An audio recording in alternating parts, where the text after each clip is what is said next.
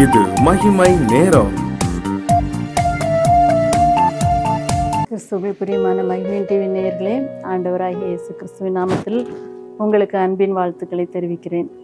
தொடர்ந்து நம்முடைய வாழ்க்கை பயணத்திலே நம்முடைய வாழ்க்கை பாதைகள் எப்படியாக இருக்கிறது, அதை நாம் ஆண்டவருடைய துணையோடு எப்படி பயணிக்க வேண்டும் என்று நாம் சிந்தித்து கொண்டிருக்கிறோம்.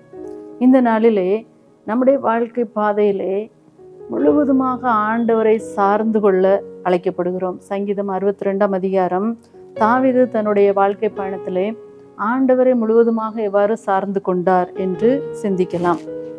ஒரு பள்ளியிலே ஒரு கிளாஸ் லீடரை பார்க்கும்போது ஒரு பிள்ளை ரொம்ப வித்தியாசமாக இருந்தது. அதாவது தனக்கு எல்லாம் தெரியும் என்ற ஒரு நினைப்பு அந்த குழந்தையிடம் காணப்பட்டது. ரோமர்ல பார்க்கிறோம் 12:16, நீங்கள் எல்லாம் அறிந்தவர்கள் என்று எண்ண வேண்டாம், நாம் எல்லாம் தெரிந்தவர்கள் என்று நாம் நினைக்கக்கூடாது. இந்த உலகத்தில் எல்லாரும் ஒருத்தருடைய துணை உதவி தேடுகிறாங்க. எதுக்காக? அவங்கள சார்ந்து வாழ்கிறார்கள் என்றால் பல்வேறு தேவைகளுக்காக. ஆனால் நமக்கு எல்லாம் தேவை என்று எல்லாம் இருக்கிறது, நான் மட்டும் போதும் என்ற நினைப்பு தேவனுடைய ராஜ்யத்தின் மனப்பான்மைக்கு எதிரானது. ஆண்டவர் மீது சார்ந்திருப்பது தான் ஆண்டவருடைய ராஜ்யத்தின் மனப்பான்மை. இங்கு தாவீதனுடைய வாழ்க்கையில பார்க்கிறோம், மிகவும் நெருக்கப்பட்ட ஒரு சூழல். மிகப்பெரிய ராஜாவாக அபிஷேகம் பண்ணப்பட்டு ராஜாவாக பதவியேற்க முடியாமல் அவருடைய வாழ்க்கையில பார்ப்போம் என்றால் அத்தனை வேதனைகள், பாடுகள், பிரச்சனைகள், பொல்லாதவர்களுடைய கூட்டம், நெருக்கம், இவற்றின் மத்தியில் தான் இவர் இந்த சங்கீதங்களை எல்லாம் எழுதுகிறார். சமீபத்தில் ஒரு ஊழியக்காரர் இவர் சொன்னார், அந்த உடனே அவர் அபிஷேகம் பண்ணப்பட்டு ராஜாவாக இருந்தால் இவ்வளோ சங்கீதங்கள் நமக்கு கிடச்சிருக்காது. நம்முடைய வாழ்க்கை பயணத்தில் பூர்வ பாதைகளை எல்லாம் சிந்திக்கிறதுக்கு நமக்கு வாய்ப்பு இல்லாமல் போயிருந்திருக்கும். ஸோ இவ்வளவு ஒரு பாதைகளை எல்லாம் வாழ்க்கையில் பல்வேறு ஒவ்வொருத்தருக்கும் ஒவ்வொரு விதமான பாதை அனுமதிக்கப்படுகிறது. இங்கே 62ஆவது அதிகாரத்தில் 4வது வசனத்தில் பார்க்கிறோம், நெருக்கங்கள் அவருக்கு ஏற்படுகிறது. அவர் சொல்றாரு, அவனுடைய மேன்மையிலிருந்து அவனை தள்ளும்படிக்கே ஆலோசனை பண்ணுகிறார்கள். தாவீது ராஜாவுடைய மேன்மையிலிருந்து அவரை கீழே தள்ளும்படிக்கு மக்கள் ஆலோசனை பண்ணுகிறார்கள் என்று அவருடைய நெருக்கத்தை குறித்து எழுதுகிறார். அதாவது இந்த உலகத்துல ஒரு பொறுப்பு, ஒரு தலைமைத்துவம், ஒரு பதவி கிடைக்கும்போது அநேகருடைய கண்கள் அவங்கள பார்க்குது. மேலே மேலே ஒருத்தர் உயரும்போது தான் கீழே இருந்து அநேகர் அவர்களை பார்க்கிறார்கள். யாரால் எவ்வளவு கீழே தள்ள முடியுமோ தள்ளுவதற்கு முயற்சி எடுக்கிறார்கள். இந்த தலைமைத்துவத்தில் இருக்கிறவங்களுக்கு தான் அந்த கஷ்டம் தெரியும். ஒரு தனிமை உணர்வு, தனியாக தள்ளிடுவாங்க. எல்லா பிரச்சனைகளையும் தானே தனியாக சந்திக்க வேண்டிய, தீர்க்க வேண்டிய ஒரு அவல நிலையில் இருப்பாங்க. இப்படிப்பட்ட அந்த சில வேளைகளில் அந்த மேலான பணியை, ஆண்டு கொடுத்த ராஜரீக பணியை விட்டு சிலர் இதெல்லாம் நம்மளால் இனி முடியவே முடியாது என்று கீழே இறங்கி வந்துடுறத பார்க்குறோம். ஆனால் ஆண்டவர் அதை விரும்பவில்லை. அவருடைய ராஜரீக பணியில், அவருடைய சுவிசேஷ பணியில் எத்தனை பேர் இழுத்தாலும், எத்தனை போராட்டங்கள், எத்தனை பிசாசு நம்மளை சூழ்ந்து வளைந்து கொண்டாலும், இழுத்தாலும், கீழே தள்ளிவிட முயற்சி செய்தாலும், ஆண்டவருடைய பணியில், அந்த ராஜரீக பணியில், அந்த உன்னதமான பணியில் ஆண்டவர் உங்களை அழைத்திருந்தார் என்றால் நீங்கள் அதில் என்ன செய்யணும்? எச்சரிக்கையாய் தொடர்ந்து ஆண்டவருக்காக வாழ்க்கையின் நெருக்கங்களிலே, போராட்டங்களிலே நீங்கள் துணிந்து செயலாற்ற ஆண்டவர் அழைக்கிறார். இந்த நெருக்கங்களின் விளைவு என்ன? இந்த சங்கீதக்காரனுக்கு இப்படிப்பட்ட அவனை கீழே தள்ளுறதுக்கு எத்தனிக்கிறாங்க. அந்த நெருக்கத்தில் அவர் சொல்றார், வசனம் 3ல், நீங்கள் எது வரைக்கும் தீங்கு செய்ய நினைப்பீர்கள்? இவ்வளோ ஒரு வேதனையில சொல்றீங்க, நீங்க எது வரைக்கும் எனக்கு தீங்கு செய்வீங்க என்று பார்க்கிறோம். பல்வேறு சூழல்ல எவ்வளவுதான் கீழே தள்ளினாலும் இன்னும் எழும்பி வராங்களே அப்படின்னு சொல்லி சிலருக்கு வேதனைகள் ஏற்படுகிறது. கீழே தள்ள முடியலையேன்னு சொல்லி நினைக்கிறாங்க. அந்த சூழ்நிலையை தான் தாவீது அனுபவிக்கிறாரு. அவர் சொல்றாரு, நான் நொறுங்கி போயிட்டேன், நொறுங்கி போன பிறகும் என்னை விடுறதுக்கு மனசு இல்லையே அப்படிங்கிற மாதிரி அவர் பேசுறாரு. இப்படிப்பட்ட ஒரு சூழல்ல தாவீது தன்னுடைய வாழ்க்கை பயணத்தை எப்படி மேற்கொண்டார் என்றால், முழுவதுமாக தேவனுடைய பிரசன்னத்துக்குள்ள வந்துடுறார்.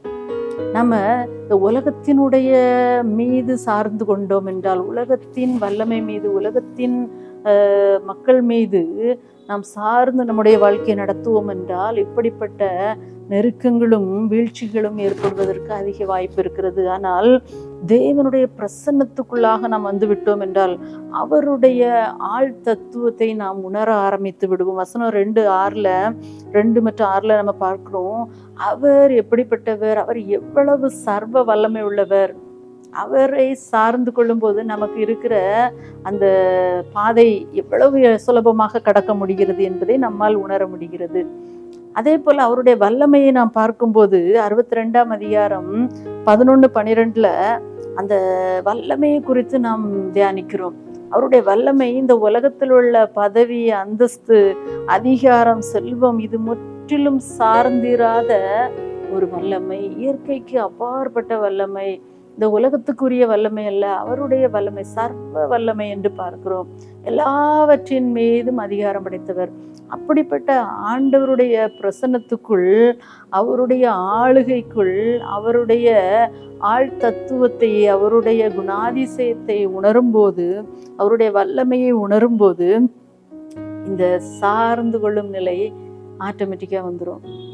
நீங்கள் சின்ன குழந்தைகளை பார்த்துருப்பீங்கன்னா 5 வயசு வரை அந்த பிள்ளைகள் தன்னுடைய பெற்றோரை அப்படியே சார்ந்து கொள்வாங்க. இப்போ எங்கள் அப்பா பெரிய ஆளுன்னு சொல்லுவாங்க, எங்கள் அம்மாவுக்கு தெரியாதது எதுவுமே இல்லைன்னு சொல்லுவாங்க. அந்த பிள்ளைகள் முழுவதுமாக அந்த பேரண்ட்டை சார்ந்து கொள்வதை பார்க்கிறோம். சமீபத்தில் ஒரு கடையில் ஒரு பெண் அங்கலாய்த்து ஃபோன் பண்ணி கொண்டிருந்ததை கவனித்தேன். என்னவென்று பார்ப்போம்னால், நான் கடைக்கு வந்த இடத்துல கொஞ்சம் நேரம் ஆயிற்று.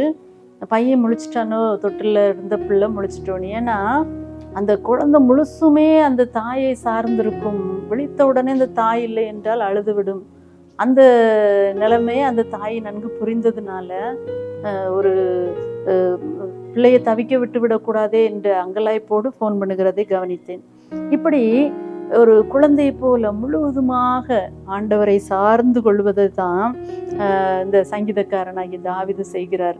முழுவதுமாக அவர் இந்த நெருக்கங்கள் மத்தியில், தலைமைத்துவத்தில், போராட்டம் மத்தியில் தேவனுடைய பிரசன்னத்தையும் அவருடைய ஆளுகையும் வல்லமையும் சார்ந்து வாழும்போது அவருடைய சார்ந்திருத்தல் எப்படி இருக்கிறது? 62ஆம் அதிகாரம் 1-5 அவர் நான் அமர்ந்திருந்தேன் என்று சொல்லுகிறார். அமர்ந்திருந்த ஒரு குழந்தை அழுதுட்டு இருக்கும்போது தாய் பக்கத்தில் வந்துட்டுனா அது அமைதியாக அமர்ந்துடும்.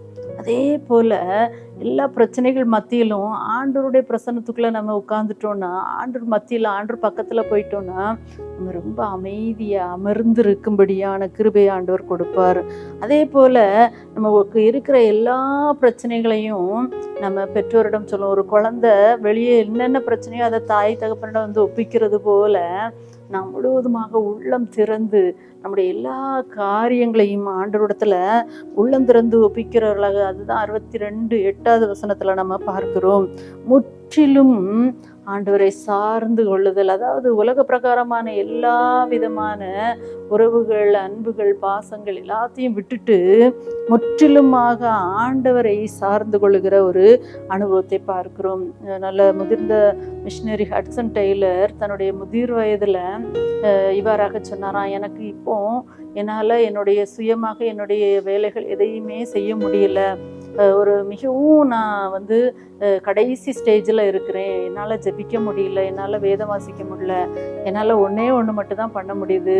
அவருடைய ஆண்டவருடைய வல்ல கரத்தில் அமைதியாக அடங்கி அவரையே சார்ந்து படுத்து கொண்டேன், இந்த ஒன்றே தான் நான் செய்து கொண்டு இருக்கிறேன் என்று சொன்னாராம். கிறிஸ்துவுக்குள் பிரியமானவர்களே, நாமும் நம்முடைய வாழ்க்கை என்றும் படகில் நம்ம வரக்கூடிய இந்த பயணத்தில் இல்லை பாதையில் பல்வேறு போராட்டங்களில் முழுவதுமாக அவரை நம்பி அவரை சார்ந்து எல்லாவற்றையும் நாம் நம்முடைய வழிகளை அவருக்கு ஒப்புவிக்கும் போது நிச்சயமாகவே ஆண்டவர் நம்மை வழிநடத்த வல்லவராயிருக்கிறார். ஜெபிப்போம்.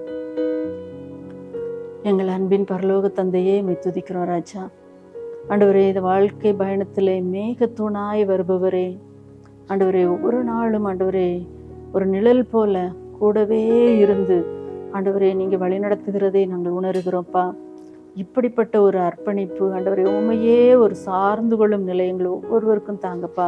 இந்த தாவீது எவ்வளவு பெரிய உன்னதமான நிலையை நீங்கள் கொடுத்தாலும், ராஜாங்கிற அந்தஸ்தை கொடுத்தாலும் முழுவதுமாக ஆண்டவரே இந்த பதவி, அதிகார, அந்தஸ்தை சார்ந்திராமல் உண்மையே சார்ந்து கொண்டது போல நாங்கள் எங்களுடைய வாழ்க்கை பயணத்தில் உண்மையே சார்ந்து கொள்ள உதவி செய்யுங்க. இயேசுவின் மூலம் ஜெபிக்கிறோம் நல்ல பிதாவே, ஆமென்.